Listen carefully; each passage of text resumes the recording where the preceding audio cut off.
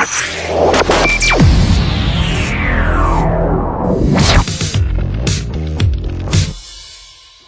and welcome to The Real Deal. Now, as you have very cleverly guessed, we are not in our normal studio setting. We are here in Leicester Square because we're covering the London Film Festival for the next month, so we're very excited about that. But what we are even more excited about is bringing you guys the review of some heroes in a half shell, some pizza lovers, those cowabunga dudes that are the Teenage Mutant Ninja Turtles. That's right, and they serve pizza at the screening too. You missed out. I missed out. But yes, Leonardo, Raphael, Michelangelo, Donatello, and Splinter must rise from the sewers to defend New York City once again. Here's a clip.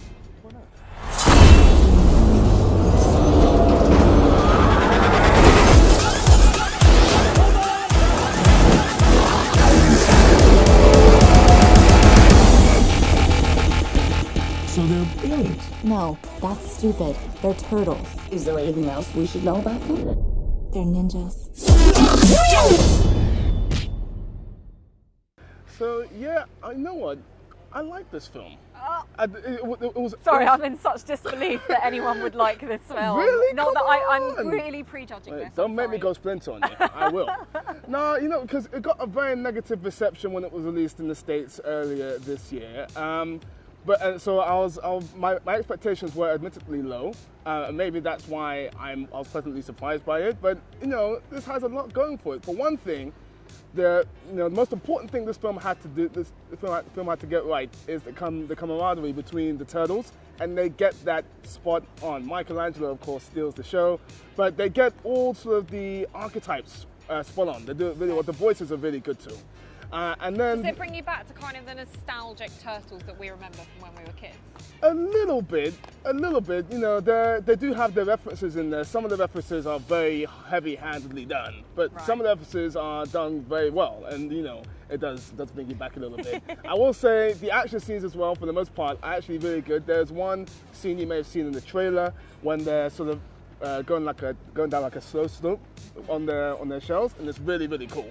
That by Take your word for it, Mark. By far the best action sequence in the film. And as I said, the camaraderie is really good. There's a sequence which many people will probably be talking about after the film, where they're in the elevator. I'm not even gonna say what they do, but they're in the elevator. Sounds a bit dodge. It is hilarious. But yeah, it has a lot going for it. I had fun with this film. I gotta Pleasantly say. surprised. Yes. Good. That's what we want to hear. Yeah. Okay, so I'm sorry, I prejudged. I'm not going to lie.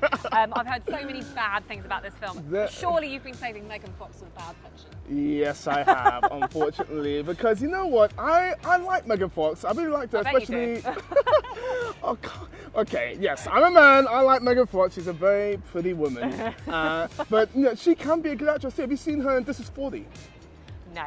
She's actually really good in that. But in this one, I never sort of felt like she was April O'Neil. I was always watching Megan Fox throughout the entire thing, and that sort of never really worked for me. Okay. Any sort of self-respecting Turtle fan knows Splinter's backstory, and what they do with it here, I'm not a fan of it. I'm not going to spoil it. What do they do? You want me to tell you? Because in the sort of in the Turtle lore, if you will, Splinter was a man before he got turned into a rat. None of that is in the film.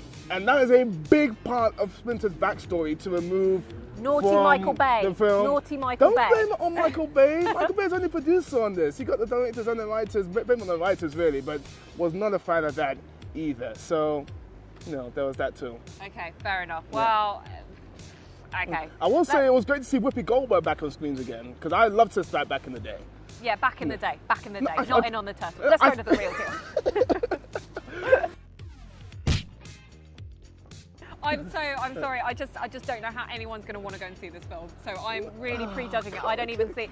You really have to convince us with the real deal. Even after my awesome review just now, I'm recommending the film. Whoopi, do some better films. Do some better films. Said you haven't seen the film. I've seen the film, but look, it's a 3-star film for me. There's distinctly average. You know, it's not going to get any more than that. I mean, as I said, there's fun to be had. The action sequences are good. The turtles are funny, but the narrative is it's a very sloppily told story. And you know, I don't like what they did with few of the writing elements as well. And Megan Fox never worked for me. But you know, it's a turtle film and they get the turtles right and they get the action right. So there's fun to be had, and if you're a Turtles fan, I think you're gonna enjoy it. Well, there you go. You've heard it. The real deal from Amon here on the Turtles. He's If I'm kind of wrong, feel convinced free me. to rant about me. My personal Twitter is @awoman, so just This hit is me. not a time to plug.